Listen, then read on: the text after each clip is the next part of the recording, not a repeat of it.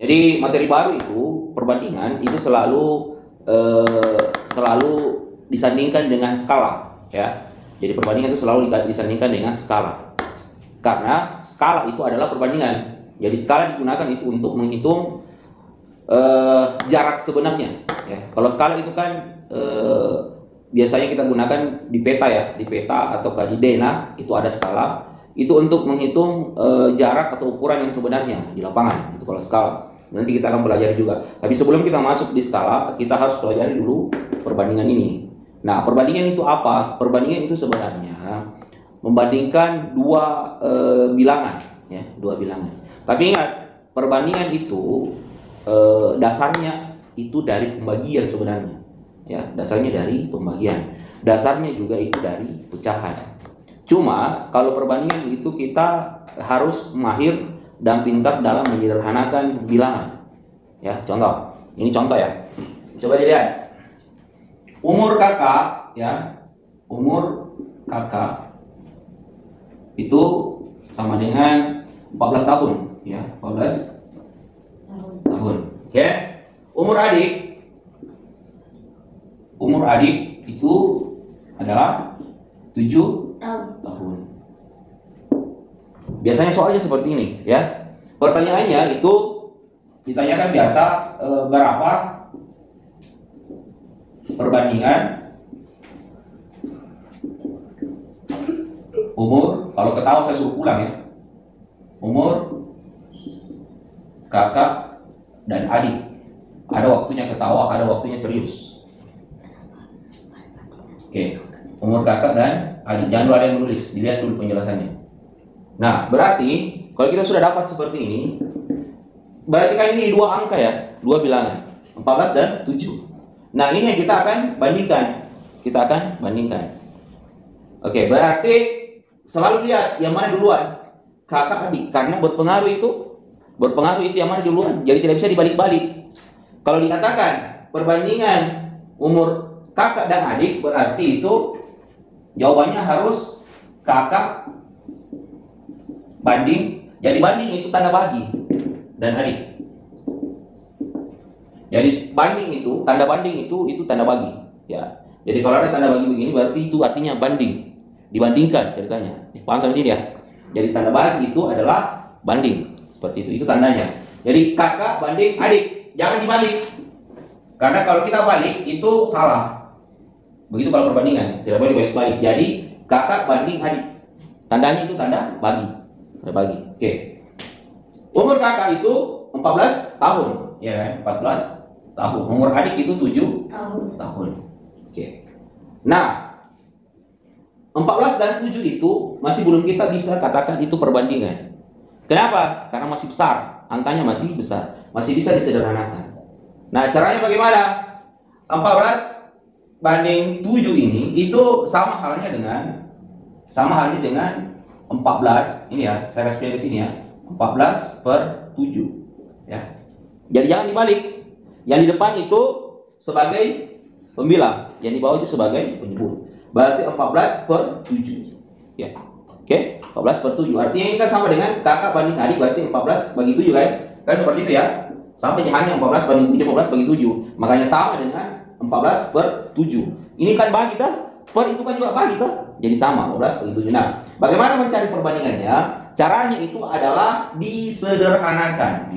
Disederhanakan ke paling kecil, ya. Ke paling kecil. Nah, ini disederhanakan ke yang paling kecil. Ini kuncinya.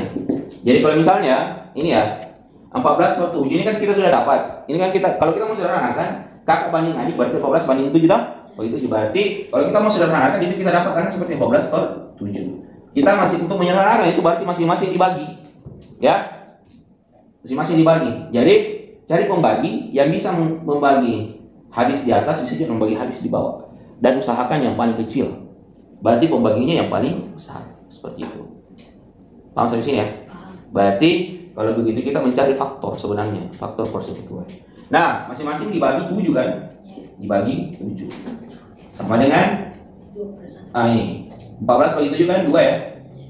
7 bagi 7 kan 1. Dapatlah kita angka 2/1. Ya, dapat kita angka 2/1, berarti kita bisa simpulkan bahwa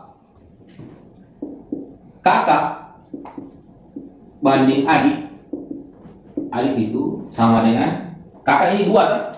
Ini kan 2 kakak. Berarti 2/1. Inilah perbandingannya. Jadi umur kakak dan umur adik itu sama dengan 2/1. Seperti itu. Ya. Gitu caranya dicari. Jadi caranya dicari itu disederhanakan. Jadi harus disederhanakan dulu. Berapapun angkanya. Jadi selalu itu 2. Kalau kita membandingkan angka, membandingkan umur, membandingkan jumlah, kan biasa juga seperti itu ya. Tapi yang paling sering itu adalah membandingkan umur. Umur kakek dan nenek, biasa seperti itu. Jadi kita bandingkan. Ini dulu paling dasar ya.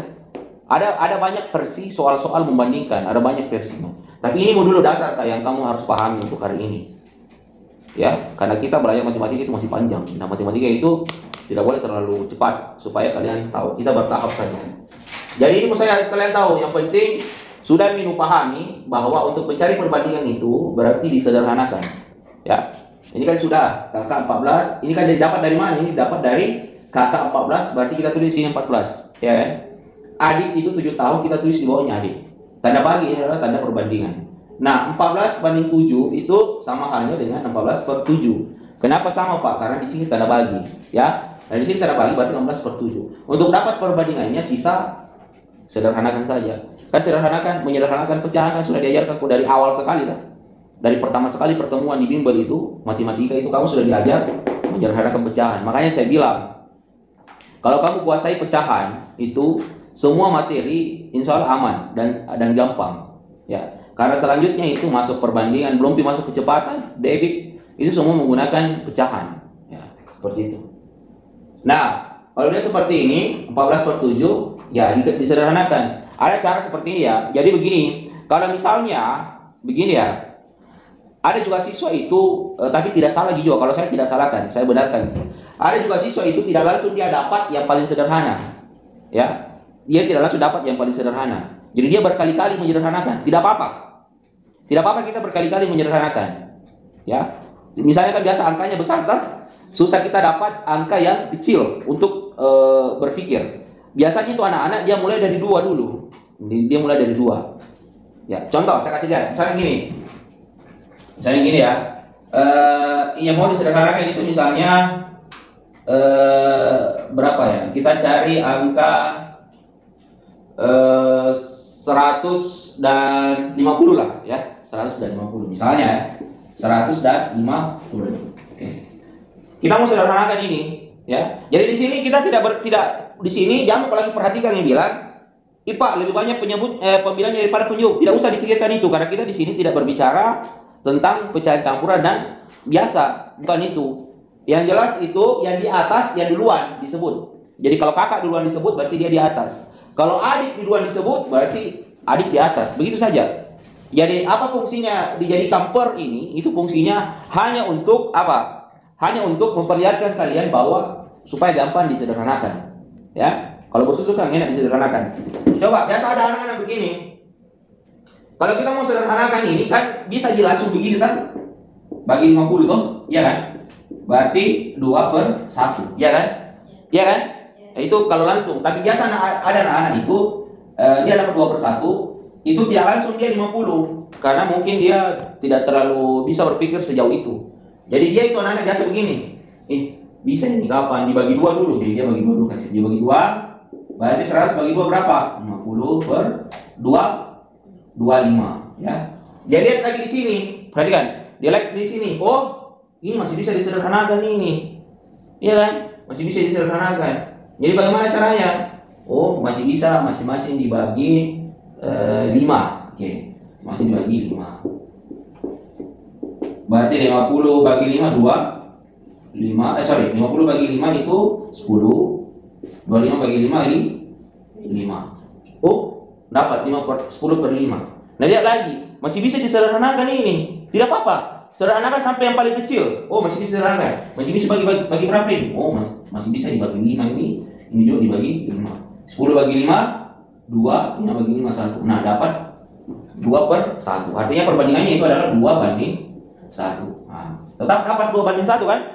Tapi dengan cara apa? Dengan cara dia berulang-ulang. Bisa seperti itu. Ya, siapa tahu kalian tidak bisa langsung berpikir 50/5 masing-masing dibagi 50. Biasa kan ada anak yang tidak bisa berpikir begitu ya. Kalian tidak bisa langsung kecil. Tidak apa-apa, boleh begini. Tapi memang agak lama, tapi tidak apa-apa, yang penting hasilnya dapat itu yang paling kecil.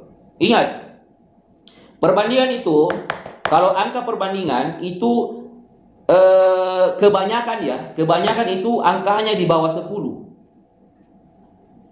Tahu maksud saya? Angkanya di bawah 10. 1, 2, 3, 4, 5, 6, 7, 8, 9.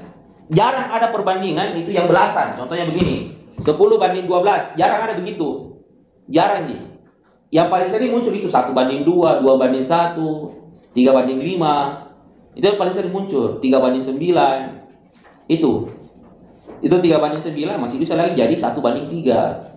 Nah, seperti itu. Jadi jarang nih. Jadi pokoknya sederhanakan saja sampai angkanya itu kecil. Kalau kecil itu berarti 9 ke bawah. Berarti 9, 8, 7. Tapi kebanyakan itu 5 ke bawah. Paling banyak. Jadi 1, 2, 3, 4, 5. Angka itu yang dipakai biasanya. Paling tidak kalau ada yang lewat 6 sampai 8, 7, 9 seperti itu.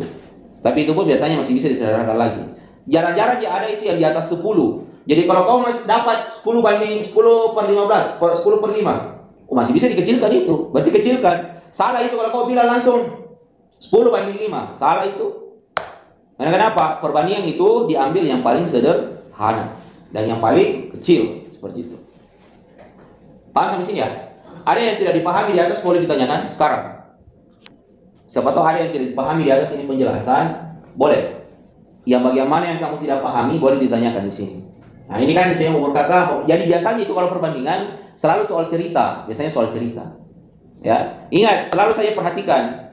Kalau dia katakan umur kakak atau adik, ya lihat yang mana duluan disebut. Kalau dia sebut berapa perbandingan umur kakak dan adik, berarti kakak duluan tulis. Jangan duluan adik, salah itu. Berapa perbandingan umur kakek dan nenek, berarti kakek duluan tulis. Jadi kalau kau kakek duluan tulis, berarti misalnya ini kakak 14 duluan di sini. Berarti nantinya itu dapat 14/7 begitu. Jangan balik 7/14 kecuali soalnya memang dia sebut begini. Berapa perbandingan umur adik dan kakak? Kalau dia bilang umur adik dan kakak, berarti 7 di sini, adik duluan sini, adik kakak, berarti di sini 7, di sini 14. Jadinya di sini berapa? 7/14. Begitu. Kalau dia bilang umur adik dan kakak. Jadi lihat saja itu di soal ceritanya.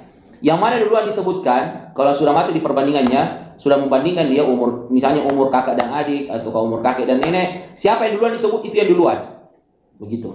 Sama misalnya kalau jumlah, biasanya kan jumlah buah apel dan jeruk, biasa kan begitu ya.